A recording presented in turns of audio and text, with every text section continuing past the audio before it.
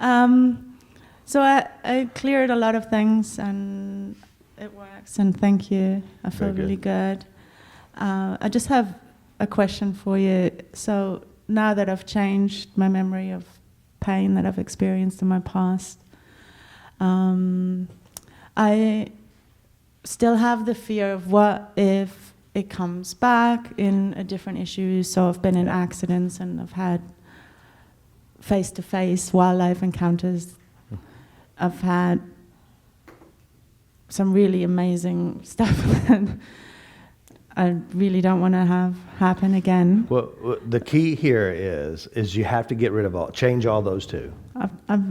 Change them all. I've done that. And so I have something for you. This is really special. And it's not just for you. All right, first of all, with this, so you have a belief system here, and you still have to finish the system out. You change the memories, but you also change what you believe about it. Does that make sense? You still have a belief about it. You still have a lingering idea, what if? No. Yeah, but. I just don't want it to happen again. So I don't want it to happen again, okay? Want it to happen again. It's still in there saying it's going to happen again. Because if you're fearing it, you're looking forward to it. So you didn't hear me. Fears are great wishes. Fears are affirmations. You got to get the fear out.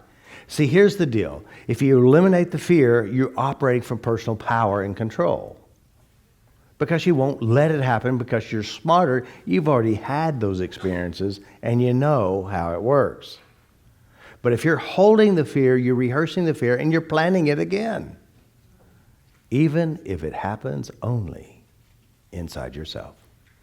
So there's still some residue belief there. You got to change that belief. But let me help you. One of the things I want you to do, and you must do this the rest of your life, or you must do this. And I recommend getting a journal. A journal, and you put only positive, good experiences. Only positive, good ones. You practice what you appreciate. Look for what you like and tap out everything that isn't so good. All right? Now, this is what we've done. We've been so programmed to look for what we don't want and dislike what we, and spend time with what we dislike, and we look for ways and things that we don't want, and we keep getting it over and over again and wonder why we keep getting it over and over again. And it's like somebody said, well, I tapped on it and it all came back. I said, seriously, it can't come back unless you recreate it, manifest it, spend time looking for it, or make it up just to entertain yourself. Come back. Seriously, it has no power. So when you say it come back, you're saying, hey, you know what, I was spending time with it, and all of a sudden it just got me. It doesn't happen that way. You have to invest in it to make it happen. So what are the things that what we do, and we've been programmed to do to stay safe, which also kept us trapped and in pain, is that we have created programs to entertain ourselves. Such as, but, what if, So here's some of you, what I want you to do is that you must start a journal. And there is, I think in the handout on the very back, is there a link in there of the YouTube different numbers that you can start your happy journal. Very important to do this. But what's going to happen when you start doing a happy journal, what ifs and but show up. Okay? And here's a little program for you. Oh yeah, here we go.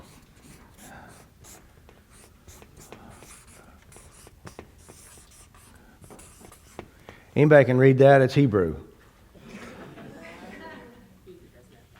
Oh, Hebrew doesn't have vowels. You're so smart.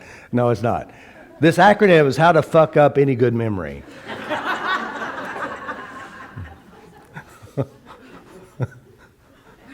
So it's not Hebrew then. All right, so now this is what we do. Here it is. You're walking through the park. Or you have a good memory, like for example, you have a good memory with your grandfather, your girlfriend, your boyfriend. You have a good memory. And see, I believe that people come in your life and they give you presents. They give you gifts. They give you good ones, they give you bad ones. And it all depends on which one you open will determine how you feel and perform. All right, so here it is. Let's say, for example, you're walking through the park. You're walking through the park, and all of a sudden you see a grandfather and a granddaughter playing. And as you see that, all of a sudden your mind is remembering you and your grandfather.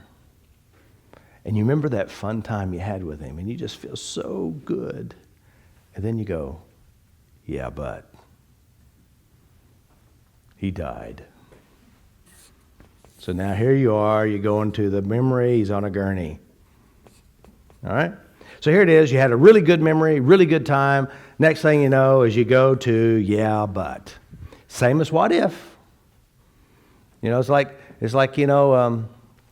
if you're out there in the dating world, and this is what women do and guys do as well. I've done it. Here you're out there in the dating world and you date somebody, you first meet them, and the first thing you start looking for is ways that you think you're going to cheat on you. Are they going to cheat on me? Or they just want my money, or they just want to have sex with you, or what? Well, so first of all, you go out on a date and you look for everything you can find possibly wrong.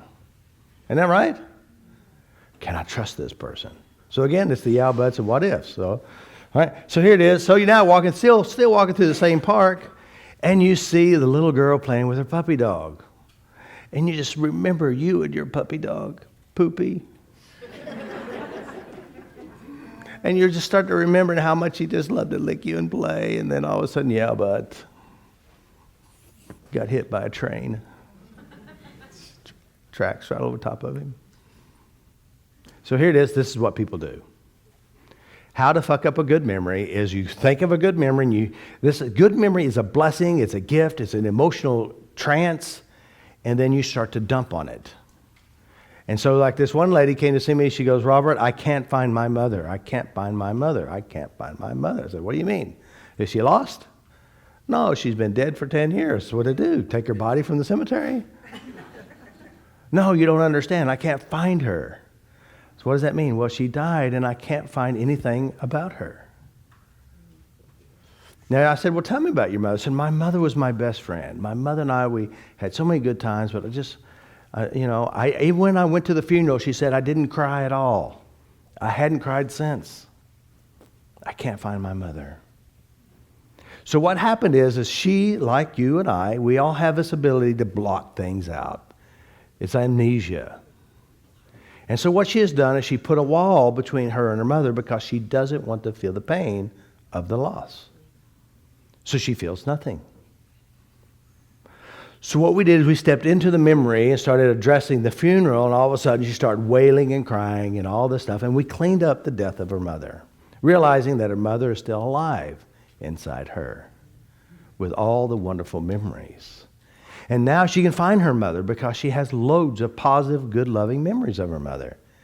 And of course, when she sees her children, she can give that mother's love to her children as well.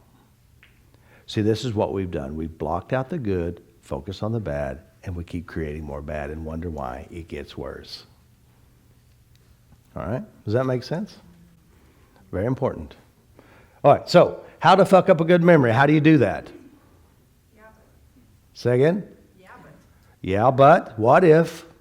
And you drift to a bad part. Now, a lot of us have had good relationships. You've been in love with somebody. Someone stirred up the idea of love, and you felt really loved, and then they ran off with your brother or your sister. And they dumped you, or they died. Did they take that love feeling away? No. This is a gift. They may not even felt the same thing you felt, but this was your feeling that sparked, and now it's created within you. And what you do with that will determine your life. But you may say, I'll never love again because of this one experience. And guess what? You suffer because of it. And so God, I believe in God. I believe in, stuff like that. We don't say energy. No, we don't want to say energy either. Things just happen to stir up emotions inside you. These are your gifts. Keep the good ones. Let go of all the bad. Does that make sense? If you don't, you reap what you're now sowing.